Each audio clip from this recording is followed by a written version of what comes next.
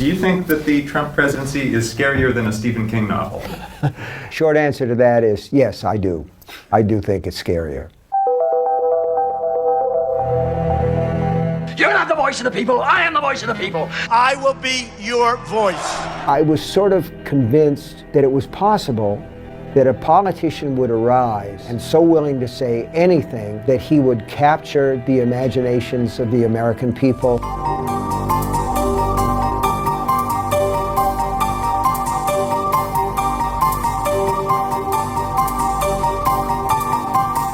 They take him as a joke at first because he has these rallies and he throws hot dogs to the crowd.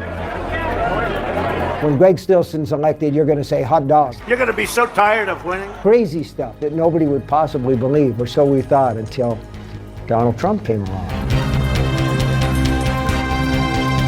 The man is a clown.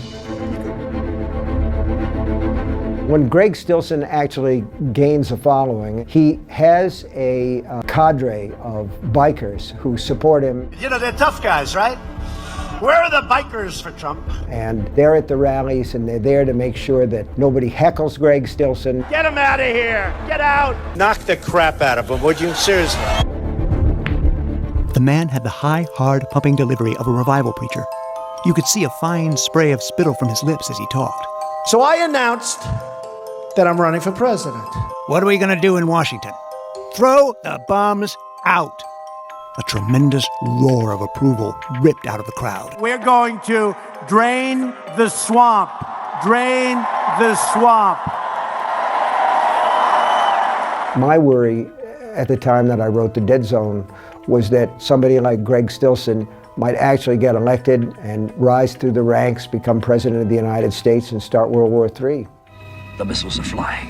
Had I really known the future, I could have had Greg say, well, I've got a button and it's bigger than your button. My button is bigger than yours and my button works. My destiny. The first scene in the book is Greg Stilson at the beginning of his career, and he's selling Bibles, actually. He's a door-to-door salesman. The Bible!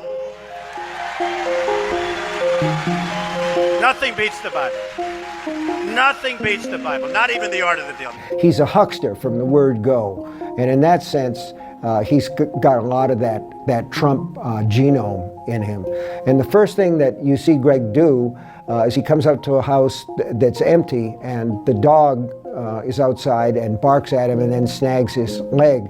And Greg Stilson kicks the dog to death in the dooryard. The letters I got after that, oh my God, you know, it doesn't matter how many people die in books. The Stand, 98% of the world's population gets decimated, but they care about the dogs, man. You do love your dogs, don't you?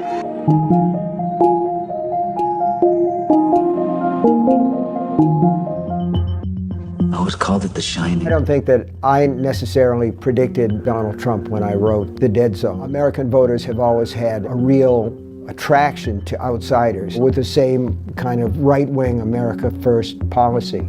And if that reminds people of Trump, I can't be sorry, because it was a character that I wrote. It was a boogeyman of mine, and I never wanted to see him actually on the American political scene, but we do seem to have a Greg Stilson as President of the United States.